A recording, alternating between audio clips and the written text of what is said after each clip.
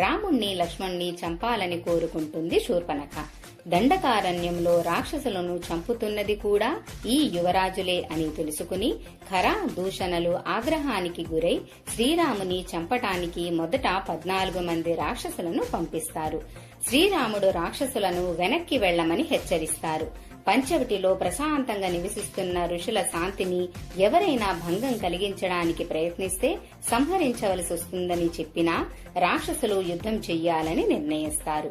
అప్పుడు శ్రీరాముడు చాలా తేలికగా ఒకే బాణంతో 14 మంది రాక్షసులను చంపేస్తారు.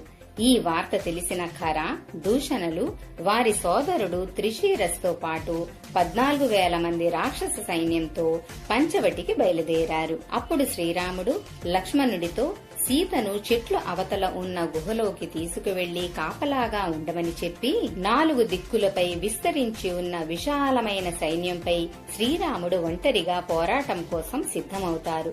రాక్షసులందరూ ఒకేసారిగా దాడి చేస్తారు. శ్రీరాముడు తన విల్లు నుండి గంధర్వాస్త్రాన్ని విడుదల చేస్తారు. అది వేలాది బాణాలు విసిరి రాక్షసులను హతమారుస్తుంది. రాక్షసులకు బాణాలు ఎక్కడి నుంచి వస్తున్నాయో అర్థం కాలేదు.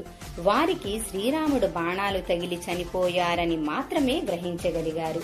శ్రీరాముడు కేవలం 72 నిమిషాలలో 3 సోదరులతో పాటు మొత్తం 14,000 మంది రాక్షసులను సంహరిస్తారు. అంటే 1 సెకండుకు 4 చెప్పున. ఈ విధంగా గంధర్వాస్త్రాన్ని ఉపయోగించి శ్రీరాముడు దండక అడవిని పూర్తిగా రాక్షసుల బారి నుండి విముక్తి చేసి ఋషులకు శాంతి తిరిగొచ్చేలా చేసి తన వాగ్దానాన్ని నెరవేర్చుకున్నారు. ఈ గంధర్వాస్త్రాన్ని ఇప్పుడు చెప్పే కథలోనే కాకుండా రావణ యుద్ధంలో శ్రీరాముడు రెండోసారి కూడా ప్రయోగించారు. ఈ ఆయుధాన్ని ప్రయోగించినప్పుడు యుద్ధ భూమిలో ఉన్న ప్రతి ఒక్కరూ వేలాది ప్రదేశాలలో శ్రీరాముణ్ణి చూడడం ప్రారంభించారు. ఈ గంధర్వాస్త్రాన్ని గంధర్వుల అధిపతి చిత్రసేనుడు కనిపెట్టారని, అయితే దీన్ని శివుని నుంచి స్వీకరించారని అంటారు.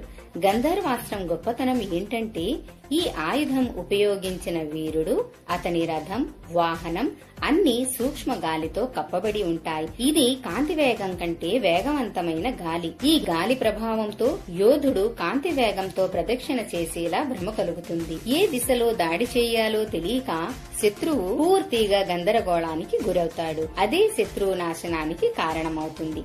దీన్ని బట్టి గంధర్వాస్త్రం ఎంత భయంకరమైందో ఊహించవచ్చు కదండి. అధర్మం వైపు వేలాది మంది ఉండి ధర్మం వైపు ఒక్కరున్నా చివరికి గెలిచేది ధర్మమే. ఈ వీడియో మీకు నచ్చితే లైక్, సబ్స్క్రైబ్ చేయగలరు. మీ శ్రేయోభిలాషి సాయి శారథ్.